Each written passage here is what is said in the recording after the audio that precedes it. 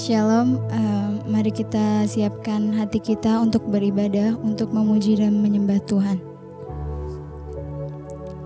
Masuklah, marilah kita sujud menyembah, berlutut di hadapan Tuhan yang menjadikan kita. Sebab dialah Allah kita, dan kitalah umat gembalaannya dan kawanan domba tuntunan tangannya. Kurasakan kasih-Mu Tuhan. Kurasakan kasih-Mu dan indahnya kekudusan-Mu, penuhi dengan kasih-Mu. Diam di hadirat-Mu, ku mengangkat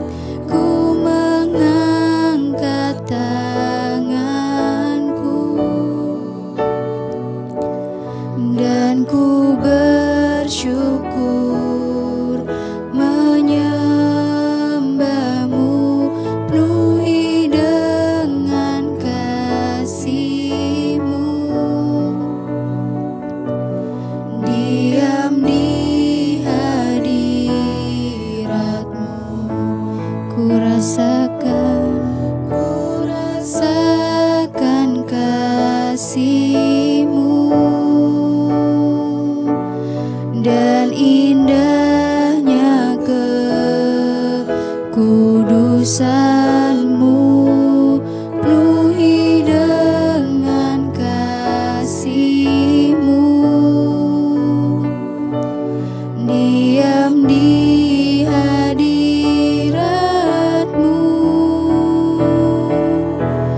ku mengangkat tanganku, dan ku bersyukur menyembah-Mu, penuhi dengan kasih-Mu. Diam di hadirat-Mu, ku rasakan kasih-Mu dan indahnya kekudusan-Mu, penuhi dengan kasih-Mu. Diam di hadirat-Mu, ku mengangkat tanganku, dan ku bersyukur menyembah-Mu, penuhi dengan kasih-Mu. Diam di hadirat-Mu.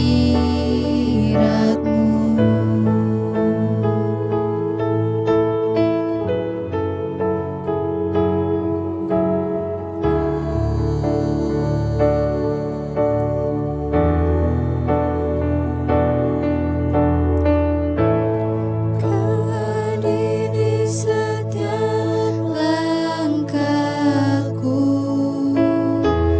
ku aman di dalam hadirat-Mu. Kau buktikan Engkau setia, kan ku angkat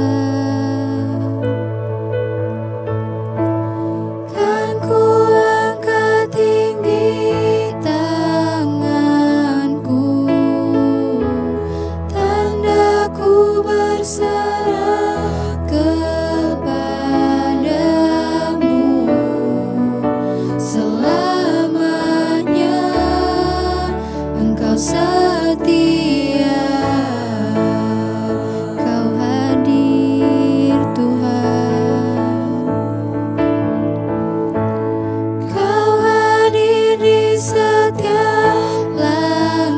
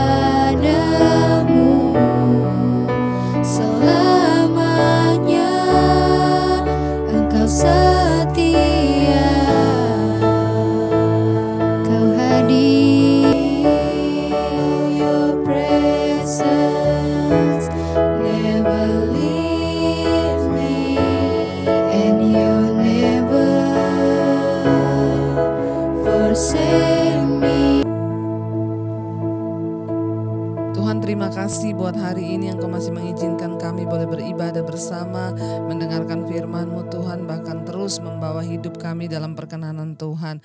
Biarlah Bapa Engkau yang terus memimpin kami dalam jalan-jalan-Mu. Satu kerinduan kami di hari-hari terakhir ini untuk semakin mengerti rencana dan kehendak Tuhan.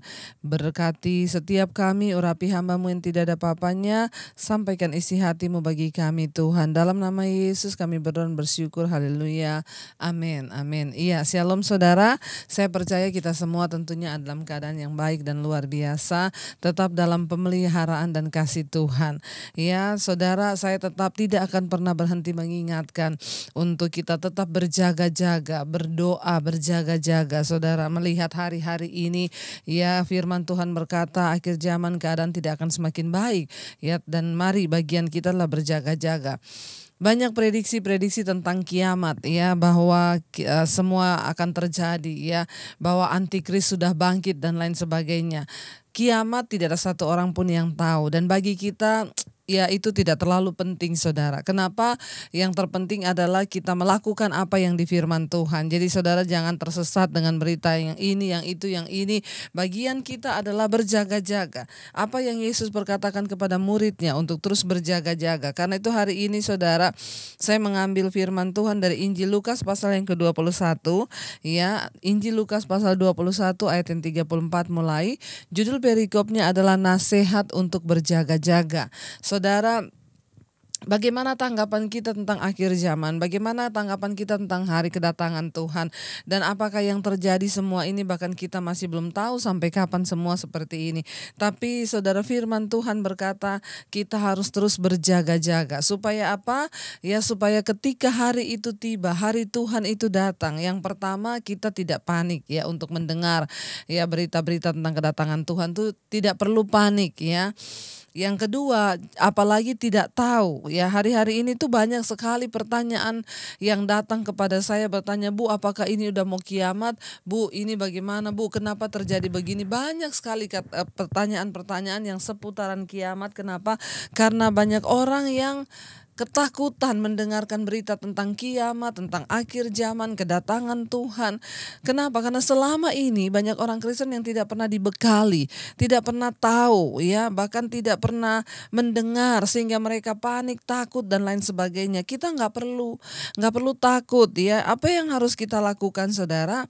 Ayat Injil Lukas 21 ayat 34 berkata begini, nasihat supaya berjaga-jaga.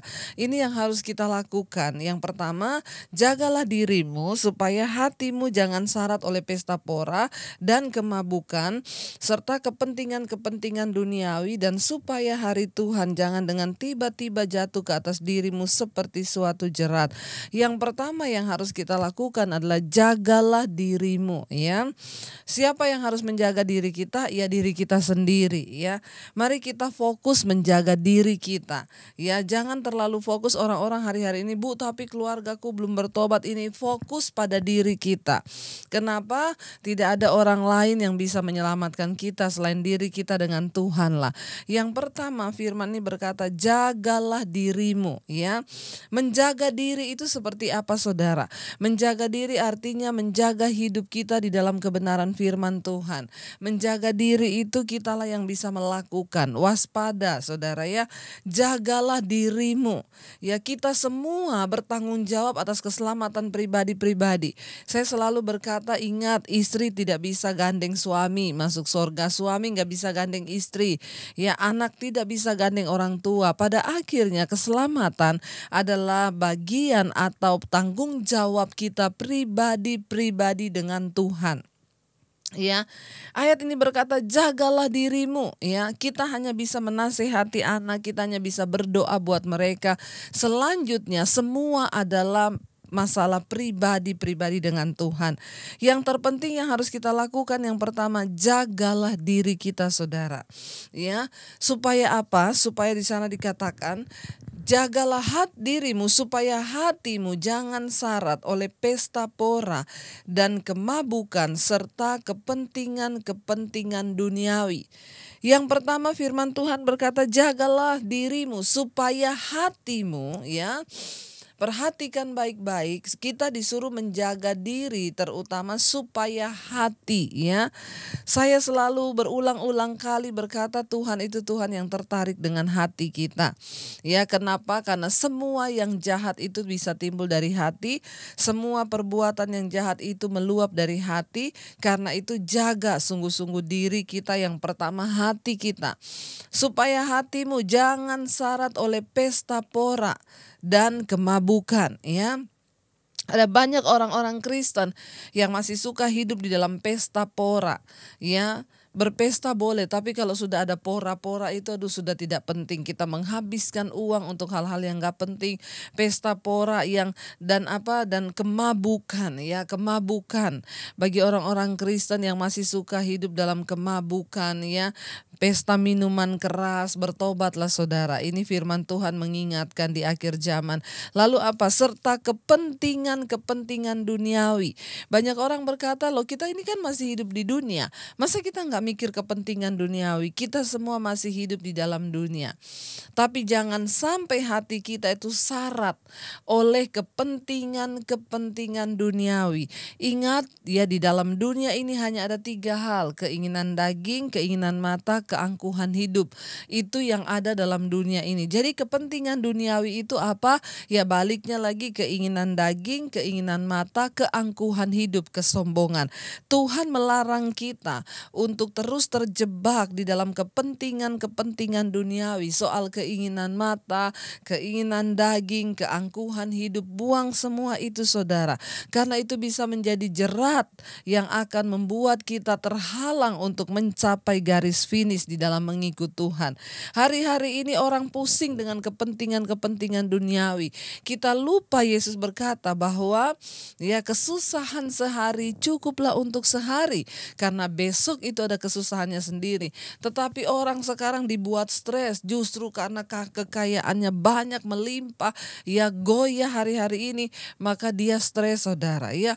Baru kehilangan mobil 1 padahal mobilnya ada 10, sudah stres saudara, ya. Mari kita berdoa supaya Tuhan menjaga hati dan hidup kita. Jangan sampai hati kita dipenuhi dan syarat oleh kepentingan duniawi, ya. Tadi pesta pora, kemabukan, kepentingan duniawi, sehingga banyak orang hari-hari ini yang hanya hidup fokus kepada dunia ini. Yesus berkata kalau kita mengikut Dia, pikirkanlah perkara yang ada di atas, di mana Kristus duduk di sebelah kanan Allah Bapa. Jangan pikir terus yang ada di bumi. Memang kita masih membutuhkan segala hal di bumi ini, tapi ingat tujuan hidup kita yang sesungguhnya bukanlah berakhir di bumi ini. Ada satu tempat kediaman surgawi yang sudah Tuhan tunjukkan buat kita untuk kita nanti mencapai kehidupan yang kekal itu saudara, ya. Jangan biarkan hati kita syarat oleh kepentingan duniawi dan supaya hari Tuhan jangan dengan tiba-tiba jatuh ke atas dirimu seperti suatu jerat. Orang yang hidupnya hanya terus memikirkan kepentingan duniawi, uang, kekayaan, kesuksesan secara duniawi, menjadi fokus hidupnya itu ke sana, lalu dia melupakan Tuhan. Betapa mengerikan ketika kita fokus dengan semua perkara yang ada di dunia ini, kata firman Tuhan. Maka ya hari Tuhan itu akan jatuh ke atas kita dengan tiba-tiba, ya, ke atas dirimu seperti suatu jerat, ya, sehingga kita kaget. Saudara ingat perumpamaan tentang gadis bijaksana dan gadis yang bodoh. Ya, mereka itu sama-sama diberi punya uang, punya pelita, ya. Tetapi gadis yang bijaksana membelikan uangnya untuk minyak, sehingga ketika datang mempelai itu, mereka punya persediaan minyak. Ya, tetapi gadis yang bodoh, ya, mereka terlena, tidak mempersiapkan diri untuk kedatangan sang mempelai, sehingga ketika mempelainya datang, pelitanya hampir padam. Ini berbicara tentang kita saudara dan saya. Mari kita terus hidup di dalam takut akan Tuhan. Pelita itu berbicara tentang firman Tuhan. Orang yang terus hidup dalam firman Tuhan, firman itu tetap akan menyala saudara, ya. Di sini dikatakan dikatakan jangan biarkan saudara hati kita ini kepentingan-kepentingan duniawi sehingga hari itu jatuh ke atas kita seperti suatu jerat. Ayat 35 berkata, sebab ia akan menimpa semua penduduk bumi ini. Jadi tidak terkecuali orang kaya, orang miskin, ya siapapun, mau pendeta, mau jemaat, hari itu akan menimpa semua penduduk bumi ini. Ya, ayat 36, berjaga-jagalah senantiasa sambil berdoa. Ya, berjaga-jagalah senantiasa sambil berdoa.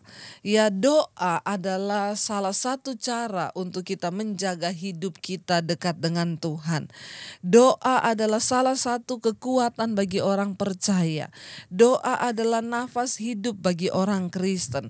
Dikatakan berjaga-jagalah senantiasa sambil berdoa. Saudara, saya hanya mengingatkan, jangan terlena. Jangan kita pikir setelah semua kembali normal, oh semua sudah aman, sudah tentram. Akan ada lagi ke depan, ini belum ada apa-apanya saudara. Masih akan banyak goncangan demi goncangan yang akan terjadi. Mari kita terus mengikatkan ikat pinggang kita di dalam Tuhan. Makanya banyak orang yang berkata, Bu, jangan mesbah doa itu nanti setelah sudah normal semua hilang. Ya enggak, justru setelah ini nanti. Karena apa? Peperangan kita belum selesai. Kita sedang memasuki justru peperangan yang lebih setelah ini. Yesus berkata, ketika semuanya berkata aman, damai, maka saat-saat itulah dia akan datang. Ya, jangan terlena. Apapun hari-hari ini tetap berjaga-jaga saudara. Berjaga-jagalah sambil berdoa supaya kamu beroleh kekuatan, kata firman Tuhan. Doa itu adalah kekuatan bagi orang Kristen. Ya, doa itu adalah tempat kita ya datang memperoleh sesuatu yang dari Tuhan. Orang yang lemah saudara, kalau tidak berdoa itu semakin menumpuk, tinggal tunggu saja imannya itu jatuh. Tapi orang yang masih berdoa, ya yang terus mencari Tuhan, karena itu saya bersyukur mesbah doa setiap malam semakin bertambah orang-orang yang mengikuti. Saudara, saya mendengar banyak kesaksian yang luar biasa dari setiap mereka ikut mesbah doa. Ada yang berkata, Ibu, tadi sayanya setiap hari takut mati, apalagi dengan adanya virus ini. Ya, karena firman Tuhan berkata, Yesus bilang, orang-orang akan mati karena kecemasan berhubung dengan semua yang terjadi. Itu juga adalah salah satu tanda akhir zaman. Tapi ketika saya rutin mengikuti mesbah doa, sekarang saya tidak takut lagi, Bu. Saya kuat menghadapi hidup ini. Ya, kenapa? Doa itu adalah tempat kita berjumpa dengan Tuhan supaya kita beroleh kekuatan di sini. Ya, dengan jelas Yesus berkata, berjaga-jagalah senantiasa sambil berdoa supaya kamu beroleh kekuatan. Jadi kekuatan orang Kristen itu apa? Doa. Jangan sepelekan doa saudara. Orang yang berdoa adalah orang yang kuat. Mereka yang tidak berdoa, mereka tidak memperoleh kekuatan. Senantiasa berdoa. Ya, memuji menyembah Tuhan. Bangun mesbah dalam keluargamu. Kenapa? Hanya itu kekuatan kita. Jangan tinggalkan itu. Jangan lupakan itu. Terus bangun doa saudara. Ya, kenapa? Berjaga-jaga dan berdoa. Doa itu adalah sumber kekuatan kita, kata firman Tuhan. Supaya kamu beroleh kekuatan. Kekuatan kita bukan dari vitamin. Ya, ingat saudara, tubuh kita ini sebenarnya kita diciptakan Tuhan itu adalah manusia roh. Tubuh kita ini hanyalah casing yang kita pakai. Satu saat casing ini akan rusak. Satu saat casing ini akan lenyap. Ya, tubuh daging kita ini. Tetapi manusia roh kita, batiniah kita, ya itulah yang akan nanti kembali kepada Tuhan dan harus dipertanggungjawabkan. Karena itu kita perlu menguatkan manusia roh kita. Ya, hari-hari ini menghadapi semua yang terjadi, orang sibuk berjemur, minum vitamin, berolahraga, itu semua baik. Ya, itu semua baik. Kata firman Tuhan berkata, tapi latihan badani hanya berguna bagi hidup ini. Tetapi doa itu yang akan menjadi kekuatan kita sampai pada kekekalan. Kenapa? Karena doa itu memberi makan manusia rohani kita. Ya, manusia rohani kita diberi makan sehingga lewat doa kita bisa kuat. Saya banyak mendengar kesaksian orang-orang yang ikut mesbah doa, bagaimana mereka mulai mengalami mengalami Tuhan. Bagaimana mereka hari-hari ini mulai mengerti firman Tuhan. Bagaimana mereka mulai bertumbuh mencari Tuhan. Bagaimana mereka mulai terus mengalami perubahan dalam hidupnya. Ya, doa memberikan kita kekuatan ketika kita lemah, saudara. Lalu kita berseru kepada Tuhan. Kita memperoleh kekuatan. Ketika Abraham dipanggil dari negeri sanak saudaranya, Tuhan berkata, Abraham, kamu harus pergi ke satu negeri yang aku janjikan kepadamu, yang akan aku tunjukkan kepadamu. Tuhan belum menunjukkan. Kamu harus berjalan, tinggalkan sana keluargamu dan pergi ke satu negeri yang akan aku tunjukkan. Abraham tidak dikasih peta dan waktu itu belum ada Google Map. Abraham cuma apa kekuatannya, saudara? Hanya dengan doa dia memperoleh tuntunan Tuhan secara spesifik dalam hidupnya. Ya, setiap kali tiba di satu tempat dia membangun mezbah. Dia membangun mezbah doa. Dia mencari Tuhan. Lalu Tuhan berbicara dan menuntun kamu berjalan lagi ke kota ini. Ya, ke sini, ke sini, ke sini. Orang Kristen, bagaimana kita boleh memperoleh tuntunan Tuhan hari-hari ini? Ya, lewat doa. Ya, pujian dan penyembahan. Bangun menara doa di rumahmu, bangun mezbah doa di rumahmu. Ya, terus bangun mezbah doa. Kenapa? Itu kekuatan kita, saudara. Supaya kita di sini dikatakan sambil berdoa supaya kamu beroleh kekuatan untuk luput dari semua yang akan terjadi itu dan supaya kamu tahan berdiri di hadapan Anak Manusia. Doa yang pertama memberikan kita kekuatan, ya. Karena hari-hari ini banyak yang lemah. Masuklah di dalam doa, saudara. Apa yang firman Tuhan katakan itu tidak pernah bohong. Apa yang Yesus katakan itu tidak pernah meleset. Dia bilang doa itu yang pertama memberikan kita kekuatan. Hari-hari ini engkau yang mulai lesu, berbeban berat, ya ikuti mezbah doa. Kalaupun ada keluargamu juga mengalami yang sama, saudara kirim mezbah doa supaya dia boleh ikut berdoa. Yang kedua, ternyata doa itu kuasanya apa, saudara? Di sini dikatakan, ya supaya kamu luput dari semua ya yang akan terjadi. Apa semua yang akan terjadi itu? Kalau saudara baca Injil Lukas 21 ini dari atas, Yesus sudah berkata, ini tentang tanda zaman. Akan ada perang, akan ada kelaparan, akan ada bencana dan gempa bumi. Ya, akan datang masa yang sukar di akhir zaman ini. Ya, jangan berharapkan yang baik lagi. Yesus berkata, firman Tuhan berkata, ke depan ini akan semakin tidak menentu. Ya, karena itu saudara kita, mari semakin berpegang kepada firman Tuhan. Itu Alkitab yang berkata di akhir zaman akan datang masa yang sukar. Ya, supaya kamu luput dari semua yang akan terjadi itu. Apa yang akan terjadi itu? Kecemasan, kata Tuhan di atas. Nanti saudara baca ayat yang di atasnya. Peperangan, bangsa bangkit melawan bangsa. Orang Kristen akan dianiaya, ya akan ditangkap, kata Yesus. Dan ini saudara akan terjadi. Nah, kenapa kita perlu berdoa? Supaya kamu luput dari semua yang akan terjadi itu. Hari-hari ini saudara mau mengalami keluputan? Masuk di dalam doa. Bangun mezbah doa. Cari Tuhan sungguh-sungguh. Itu yang Tuhan mau, saudara. Lalu yang berikutnya, dan tadi doa itu memberikan kekuatan. Yang kedua, doa itu meluputkan kita dari semua yang akan terjadi. Yang ketiga, supaya kamu tahan berdiri di hadapan Anak Manusia. Jadi ternyata ya tidak semua bisa bertahan berdiri di hadapan Anak Manusia kelak. Tidak semua orang bisa tahan berdiri di hadapan Yesus kelak ketika dia datang. Kenapa? Karena Tuhan itu kudus, ya.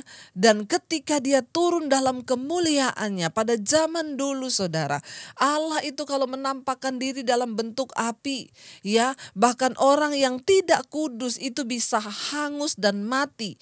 Ya, kita ingat di Perjanjian Lama, imam-imam kalau masuk ke ruang Maha Kudus dan mereka tidak kudus, saudara, mereka langsung mati tersambar api Tuhan. Ya, artinya apa? Tuhan itu Tuhan yang Maha Kudus, Maha Dahsyat. Tidak sembarangan orang yang kelak bisa berdiri di hadapan Anak Manusia. Ya, tidak semua orang Kristen nanti bisa berdiri di hadapan tata anak manusia. Kalau kita baca di kitab Wahyu dikatakan hanya mereka yang menjaga jubahnya tetap putih dan bersih, merekalah yang bisa berdiri di hadapan anak manusia kelak.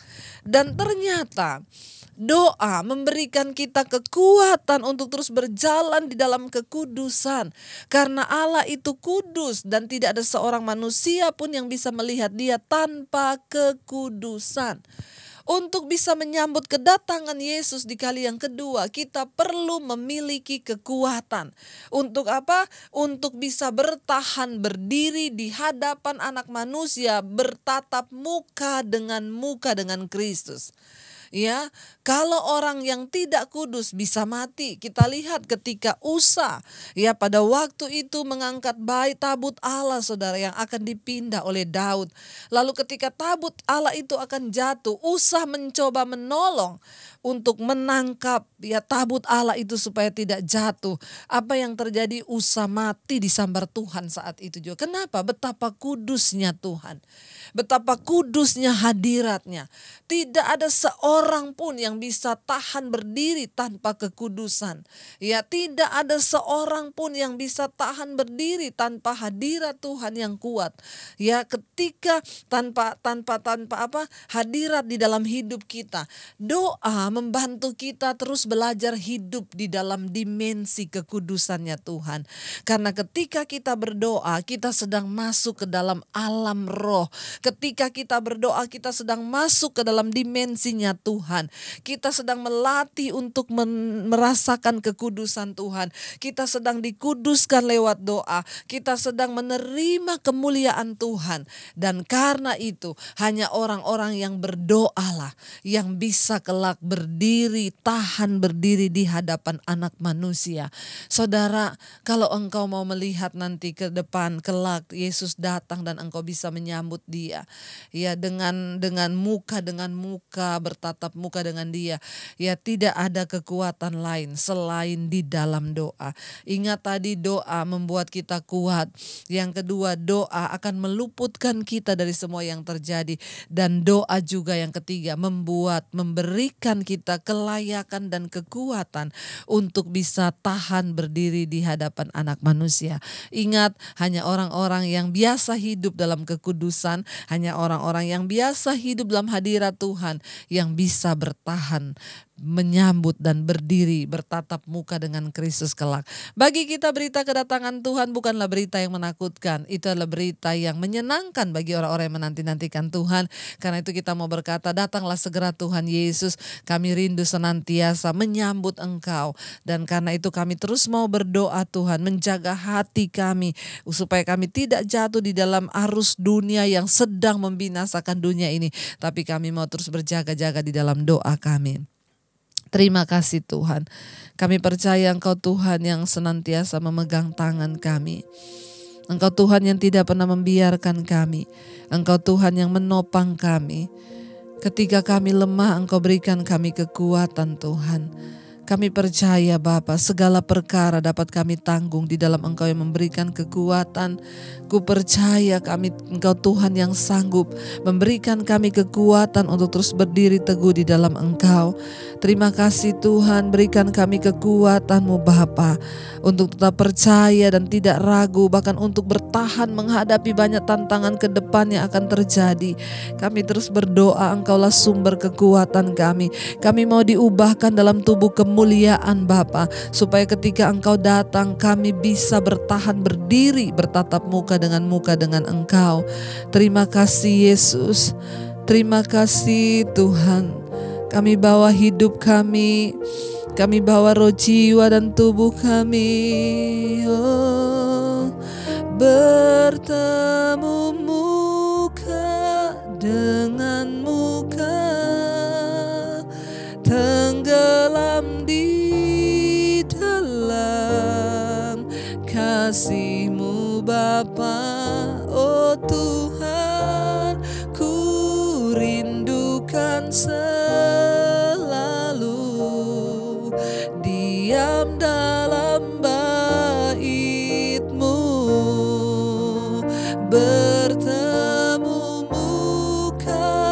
dengan muka tenggelam di dalam kasih-Mu Bapa. Oh Tuhan, ku rindukan selalu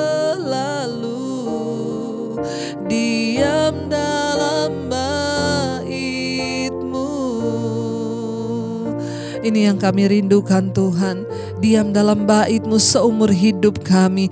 Bertemu muka dengan Engkau, itu adalah sesuatu yang menyenangkan. Itu adalah sesuatu yang menggembirakan kami. Terus persiapkan hidup kami menjadi orang-orang yang layak untuk berdiri, yang tahan berdiri di hadapan-Mu kelak ketika Engkau datang kali yang kedua. Kami mau terus hidup kudus Tuhan.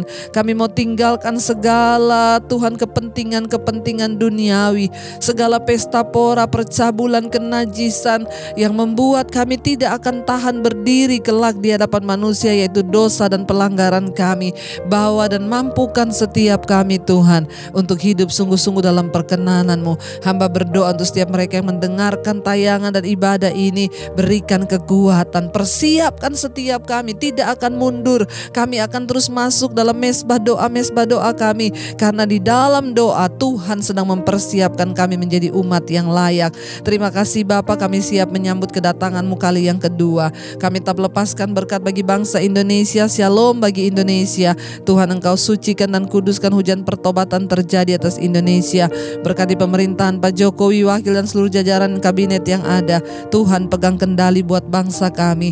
Bahkan setiap kami yang mengikuti acara pada siang hari ini, ibadah pada siang hari ini, Tuhan berikan kami kekuatan. Masalah persoalan kami, Tuhan sanggup memberikan jalan keluar.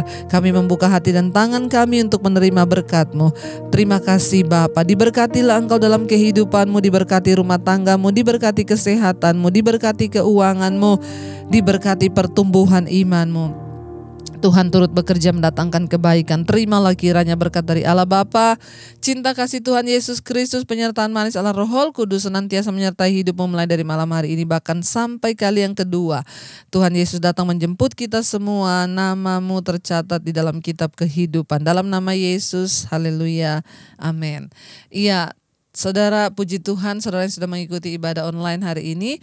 Jangan lupa nanti malam mesbah doa jam 8.30 malam, 20.30. Tetap setia berdoa karena kita sedang dipersiapkan Tuhan menjadi umat yang layak. Tetap berdoa dan berjaga-jaga. Tuhan memberkati. Mujizat-Mu masih terjadi tiap hari, selalu terjadi.